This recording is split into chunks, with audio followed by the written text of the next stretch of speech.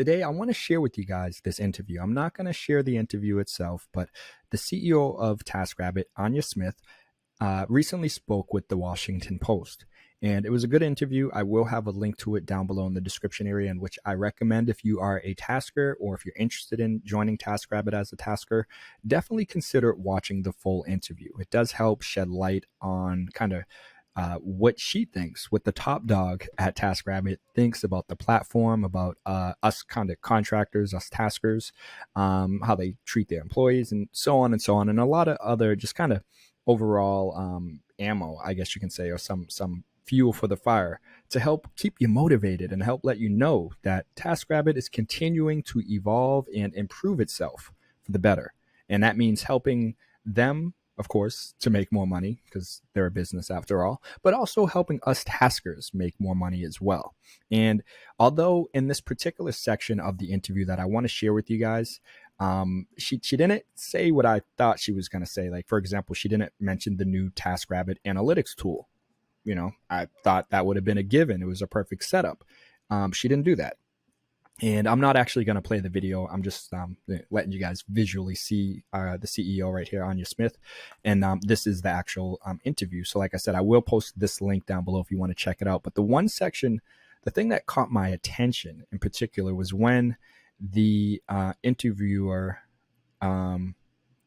asked, she said, "Got it. Again, you're bleeding right into my next question, which is about the product itself and tech improvements that may be coming.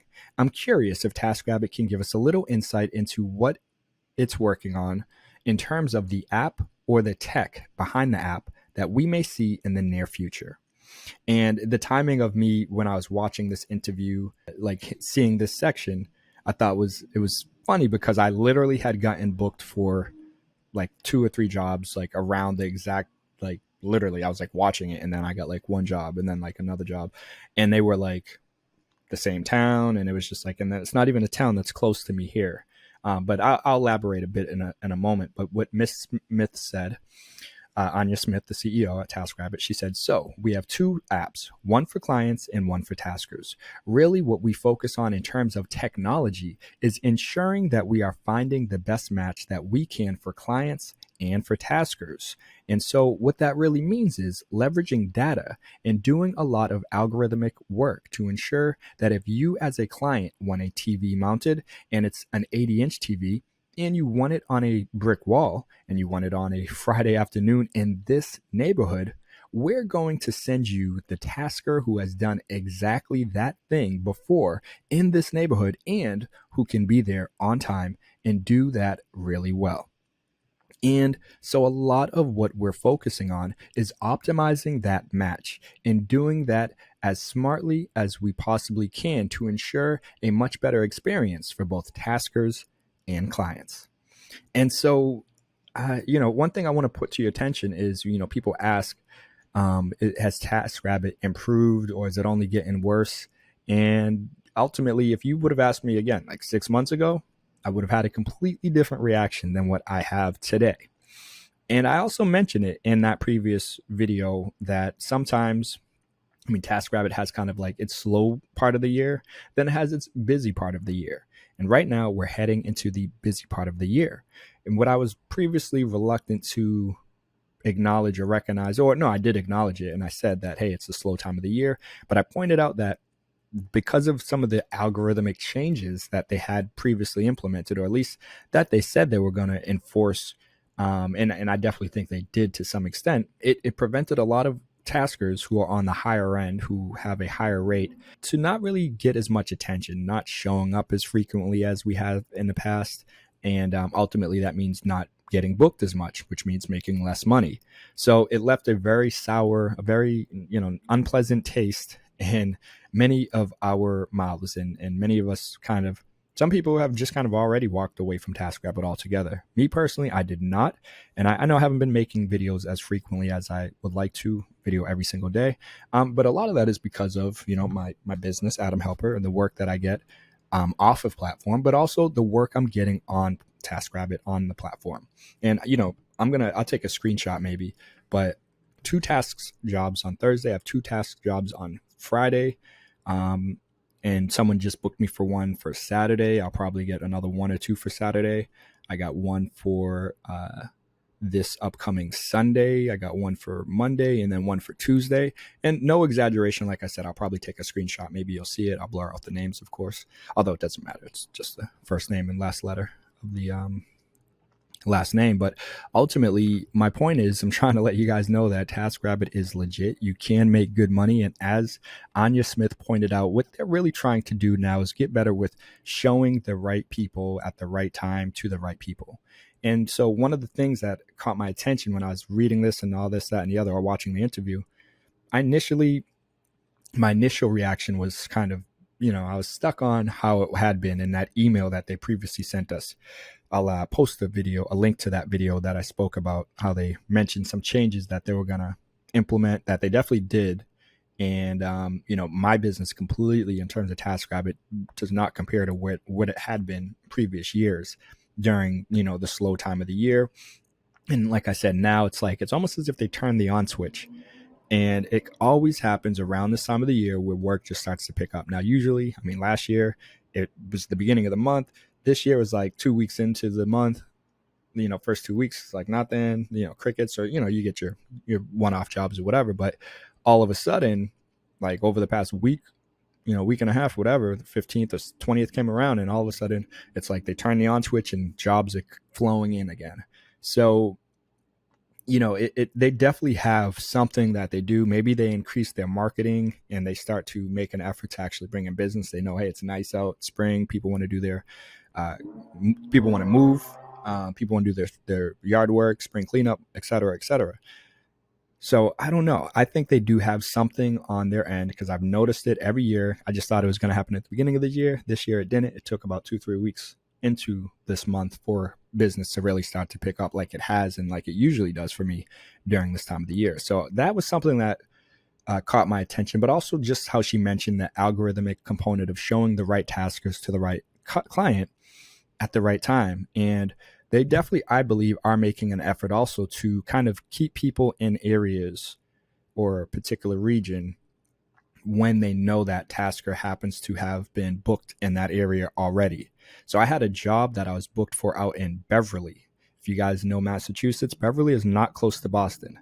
And, not a lot of taskers are willing to travel that far because of just the time it takes to get out there. And ultimately, if you're someone like myself, if you're a good tasker, meaning you've done a lot of jobs, you have a good rating, and you're willing to work your butt off like myself, then I'll drive out there if people are willing to pay me for my time.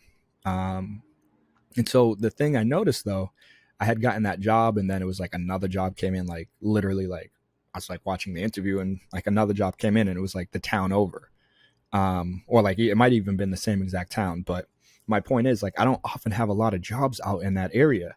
And it was like, hey, I got one job that day, and then they TaskRabbit, or maybe the person just chose me on their own, but it was like TaskRabbit made that algorithmic effort to show me to this individual who needed my type of help, who's in that area on the same day that they knew I was already going to be in that area because of another task, because of another job.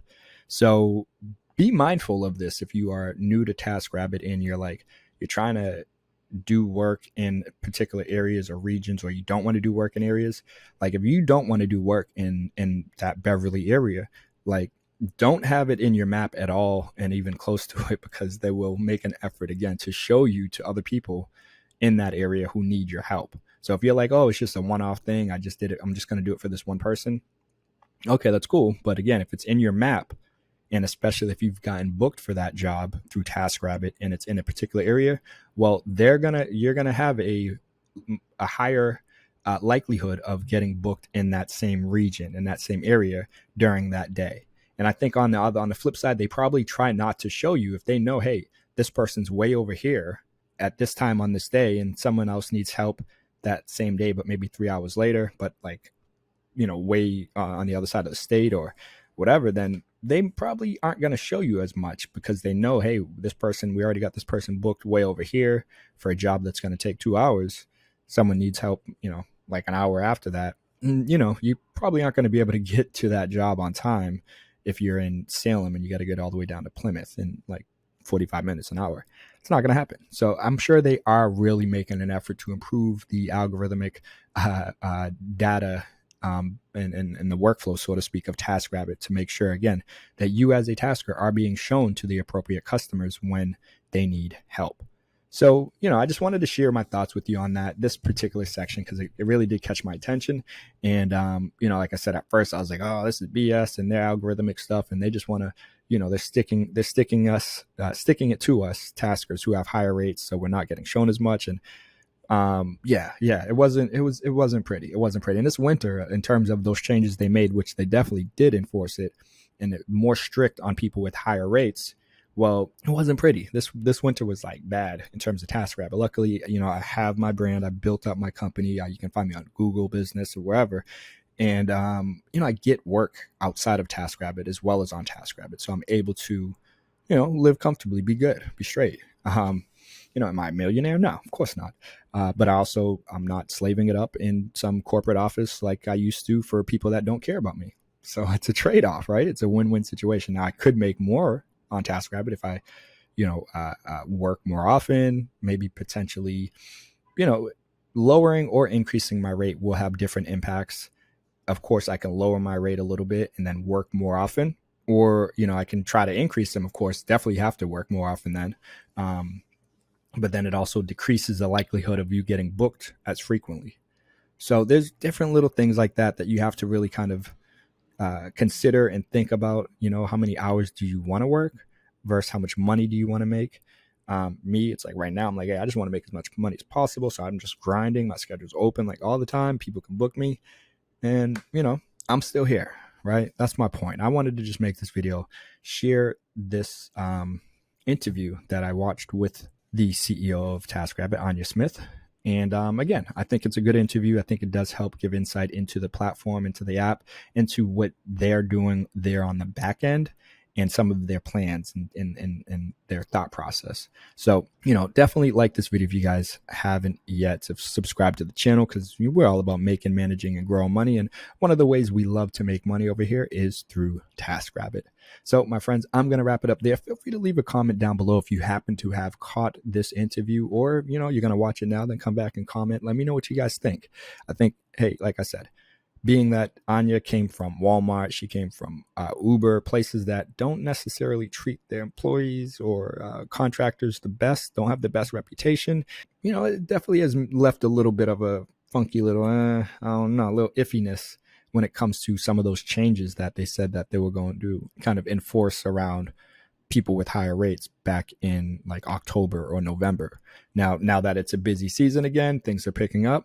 We'll see how strict that is, or if that is still at play, because I know every year it does slow down in the winter around the time that they sent that email, and it does start to pick up around this time of the year, and it's starting to pick up. So I'm thinking that email was really just talking about the winter and that time being, but only time will tell. We shall see. As of now, it ain't carrying over and things are picking up back to normal just the way I like it. So I'm going to wrap it up there. I definitely will be trying to keep you guys in the loop as I continue to get the ball rolling.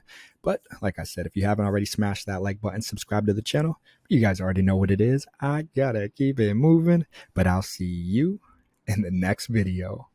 Peace.